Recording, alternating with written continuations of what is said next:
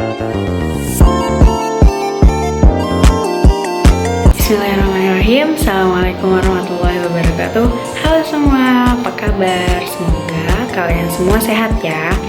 Pada pertemuan kali ini kita akan membahas tentang makhluk hidup dan lingkungan. Nah, sebelumnya ada yang tahu apa itu makhluk hidup dan lingkungannya? Makhluk hidup adalah makhluk yang memiliki ciri-ciri kehidupan seperti bernapas, bergerak, dan berkembang biak. Nah, adapun lingkungan adalah kombinasi antara kondisi fisik yang mencakup keadaan sumber daya alam seperti tanah, air, energi, surya, mineral, serta flora fauna yang tumbuh di atas tanah maupun di dalam lautan. Dengan kelembagaan yang meliputi ciptaan manusia seperti keputusan bagaimana menggunakan lingkungan fisik tersebut. Selanjutnya, di sini ada ciri-ciri makhluk hidup. Makhluk hidup mempunyai ciri-ciri yang membedakan dengan makhluk tak hidup. Ciri-ciri tersebut antara lain ialah yang pertama ada makhluk hidup berkembang biak. Berkembang biak merupakan kemampuan makhluk hidup untuk memperbanyak keturunan. Yang kedua ada makhluk hidup bernapas.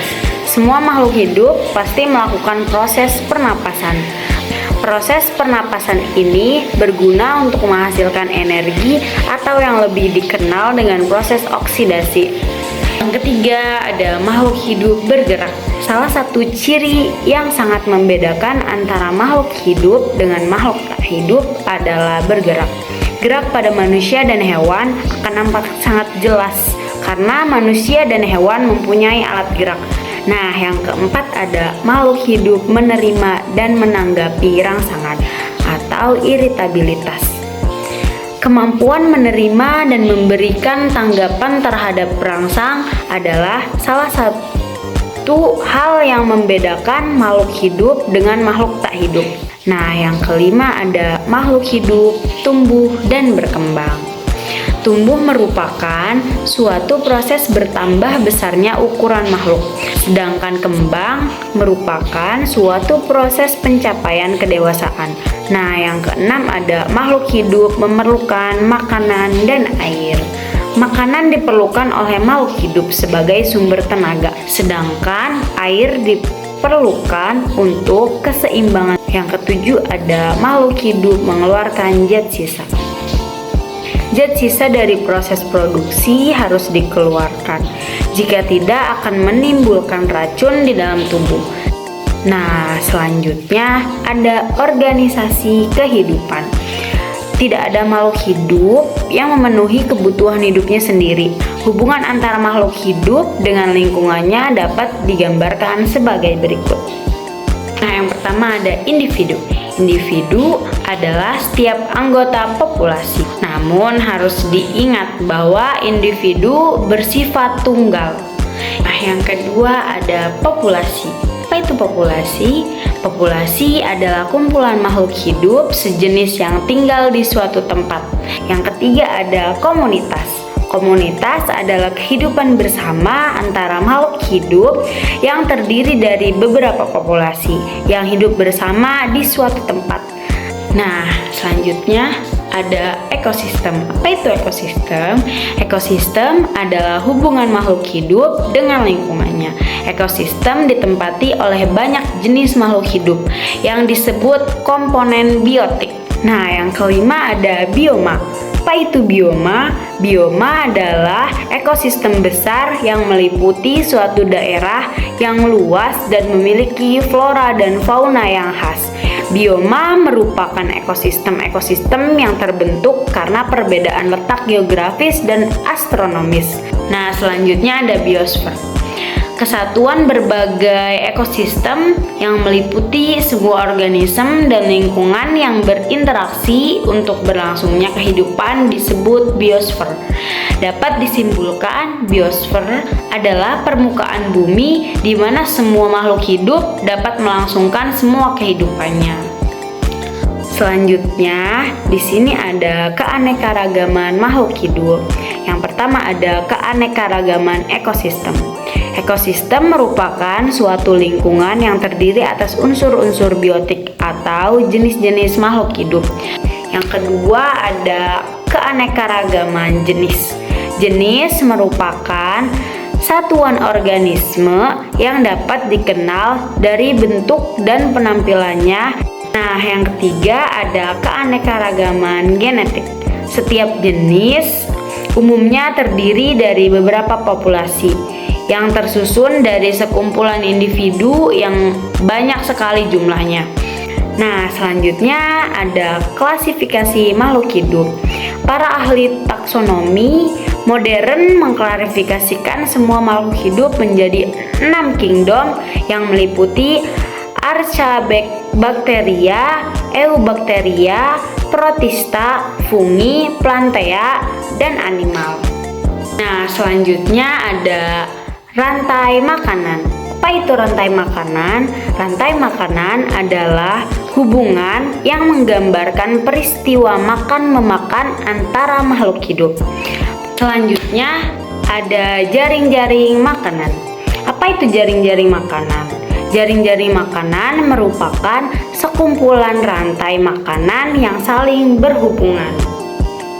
Selanjutnya ada daur biogeokimia. Di sini ada beberapa daur biogeokimia. Di antaranya adalah daur air. Air yang ada di lingkungan mengalami perpindahan dari satu tempat ke tempat yang lain. Yang kedua ada daur oksigen dan karbon. Semua makhluk hidup memerlukan oksigen O2 untuk pernapasannya. Sisa pernapasannya adalah karbon dioksida, CO2, dan air H2O. Yang ketiga ada daur nitrogen. Unsur nitrogen sebagian besar di atmosfer dalam bentuk gas nitrogen N2. Yang keempat ada daur fosfor. Fosfor terdapat di alam dalam bentuk ion fosfat PO34-. Yang kelima ada daur sulfur. Tumbuhan menyerap sulfur dalam bentuk sulfat SO4. Perpindahan sulfat terjadi melalui proses rantai makanan. Nah, selanjutnya di sini ada contoh perbedaan tumbuhan dan hewan. Di sini ada contoh hewan ayam dan tumbuhan pohon mangga. Pertama, cara bergerak berpindah tempat dengan kaki menggugurkan daunnya. Yang kedua, cara bernapas paru-paru stomata. Yang ketiga, cara memperoleh makanan, memakan hewan atau tumbuhan lain, memasak sendiri makanannya. Yang keempat, cara menganggapi rangsang bergerak atau menyerang, menggugurkan daunnya. Nah, selanjutnya di sini ada pencemaran lingkungan. Pencemaran lingkungan adalah masuknya bahan atau energi ke dalam lingkungan yang menyebabkan timbulnya perubahan yang tidak diharapkan, baik yang bersifat fisik, kimiawi, maupun biologis. Berdasarkan mediumnya, pencemaran dikelompokkan menjadi pencemaran air, pencemaran udara, dan pencemaran tanah. Nah, selanjutnya di sini ada pelestarian makhluk hidup. Pentingnya pelestarian makhluk hidup, kehadiran hewan dan tumbuhan itu sesungguhnya dapat menjaga keseimbangan alam. Satu makhluk hidup membutuhkan makhluk hidup lainnya. Manusia dan hewan bergantung pada tumbuhan secara langsung maupun tidak langsung. Demikian pula tumbuhan. Tumbuhan makin subur jika mendapat zat hara atau pupuk alami. Zat hara ini dapat bertambah dengan adanya kotoran hewan. Selanjutnya ada usaha pencegahan kepunahan hewan dan tumbuhan. Upaya pelestarian makhluk hidup tumbuh-tumbuhan yang dilakukan sebagai berikut. 1. Kebun koleksi. Biasanya hanya untuk mempertahankan tumbuhan bibit unggul. Contoh, kebun kelapa di Bone-Bone dan kebun mangga di Pasuruan. Yang kedua, kebun Plaspa Nutmah merupakan perkembangan kebun koleksi. Contoh di Cibinong LIPI dengan buah-buahan inti, temu-temuan, talas, dan suwek. Yang ketiga ada kebun botani. Didirikan pada tahun 1817 di Bogor, terkenal dengan Kebun Raya Bogor. Nah, selanjutnya ada upaya pelestarian makhluk hidup. Upaya yang dilakukan sebagai berikut. Yang pertama, menangkar hewan langka dengan cara mengisolasi hewan tersebut. Yang kedua, mengambil telur-telur hewan untuk dibantu menetaskannya. Yang ketiga, memindahkan hewan langka ke tempat yang lebih cocok. Yang terakhir ada membuat undang-undang perburuan. Nah, jadi kesimpulan pada materi kali ini ialah lingkungan hidup merupakan bagian yang mutlak dari kehidupan manusia. Dengan kata lain, lingkungan hidup tidak terlepas dari kehidupan manusia. Lingkungan hidup memiliki 3 unsur penting, yaitu unsur hayati atau biotik, unsur sosial budaya, dan unsur fisik atau abiotik. Sekian penyampaian materi dari saya, kurang lebihnya mohon maaf. Wabillahi taufik wal hidayah. Wassalamualaikum warahmatullahi wabarakatuh.